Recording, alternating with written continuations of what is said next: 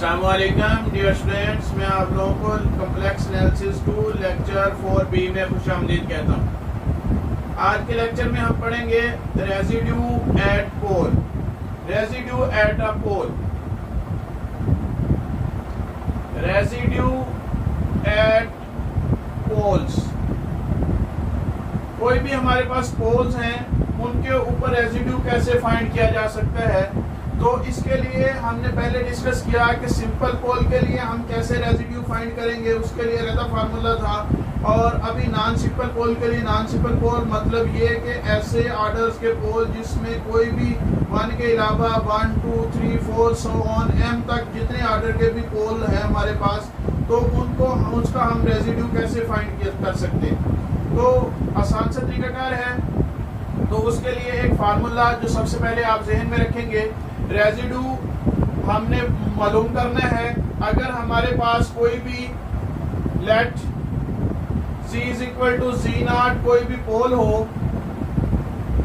B a pole of order m। अगर order m का पोल है z is equal to z0, तो हम फिर उसका रेजिड्यू फाइंड कर सकते हैं। तो रेजिड्यू फाइंड करने के लिए उसके लिए फार्मूला है रेजिड्यू ऑफ, तो RES of f Z0 with respect to, यानी कि जिस पोल के लिहाज से हम मालूम कर रहे हैं वो इज इक्वल टू आ जाएगा 1/m-1 फैक्टोरियल।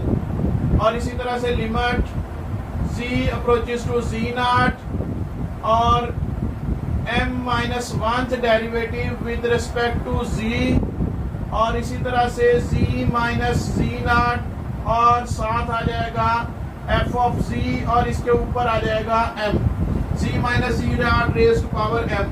तो इसके साथ फंक्शन मल्टीप्लाई हो जाएगा। ये फार्मूला यूज करते हुए हम किसी भी फंक्शन का किसी भी ऑर्डर के पोल हो हमारे पास, तो रेजिड्यू एट पोल मालूम कर सकते हैं। तो अभी एक एग्जांपल भी करते हैं, आप लोगों को और बात समझ आ जाएगी। एग्जांपल है,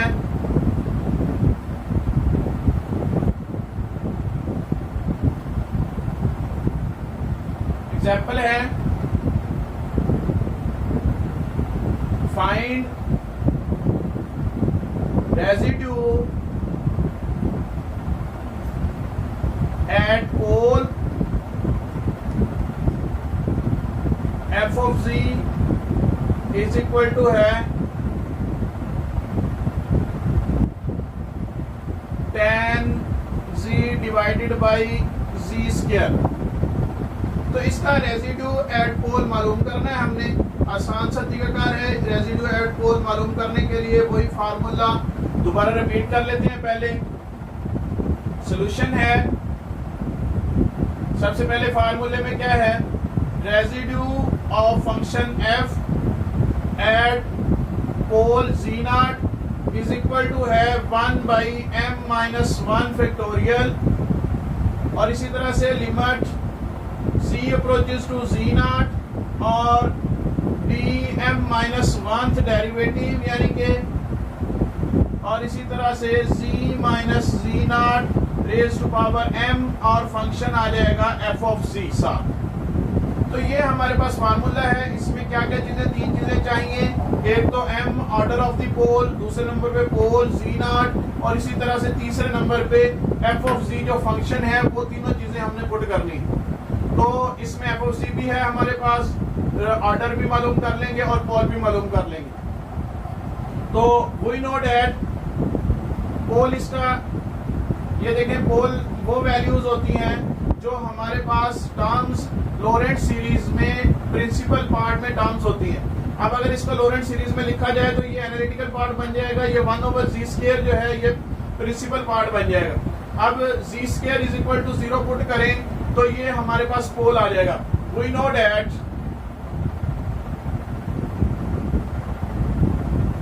पोल of f of z is z is equal to 0। Order है जिसका ऑर्डर 2, ऑर्डर 2 का पोल है। अगर ऑर्डर 2 का पोल है हमारे पास, तो इसका मतलब है कि हम इस ऑर्डर के पोल को मालूम करने के लिए क्या कर सकते हैं, हमें पता है कि हम उस फार्मूले में पुट करेंगे रेजिड्यू मालूम करने के लिए residue of F at zero क्योंकि हमारे पास पोल है तो वो इज इक्वल टू आ जाएगा 1/2 माइनस 1 फैक्टोरियल। और इसी तरह से ये हमें पता है कि लिमिट c अप्रोचेस टू 0 और इसी तरह से d 1th डेरिवेटिव यानी कि विद रिस्पेक्ट टू z और z minus 0 raise to power 2 और f ऑफ z की जगह पे मैं वैल्यू पुट कर रहा हूँ तो वो आ जाएगी tan z divided by z square. अब ये z स्क्वायर से ये वैल्यू कैंसिल आउट हो जाएगी और इसी तरह से ये 1 फैक्टोरियल बन जाएगा, ये भी खत्म हो जाएगा। अगर मैं इसको और सिंप्लीफाई करूं तो ये बराबर आ जाएगा 1/1 फैक्टोरियल और limit c approaches to 0 d/dz tan z। अब ये tan z आ गया हमारे पास, यानी कि डेरिवेटिव ऑफ tan z हमने मालूम करना है और बाकी सारी वैल्यूज हमारे पास हैं। तो रेजिड्यू आ जाएगा कुछ इस तरह से। रेजिड्यू मालूम करने के लिए रेजिड्यू ऑफ f एट 0 मालूम कर रहे हैं तो वो इज इक्वल टू आ जाएगा, ये डेरिवेटिव लेंगे, ये 1 खत्म हो जाएगा, लिमिट c अप्रोचेस टू 0 और इसी तरह से tan z का डेरिवेटिव लेंगे तो ये सेकंड स्क्वायर आ जाएगा c। इसको मैं ऐसे भी लिख सकता हूँ 1, ये लिमिट वैसे की वैसे ही आ गई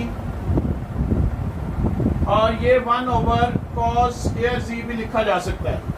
अगर आप लिमिट पुट करूं तो वैल्यू आ जाएगी हमारे पास कुछ इस तरह की वैल्यू आ जाएगी 1/cos 0 1 के बराबर होता है, ये हम पहले से जानते हैं और ये 1 वैल्यू है तो 1/1 तो 1 आ गई। रेजिड्यू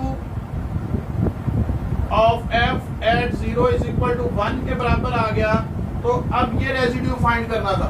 इस तरह से हम किसी भी फंक्शन का रेजिड्यू फाइंड कर सकते हैं।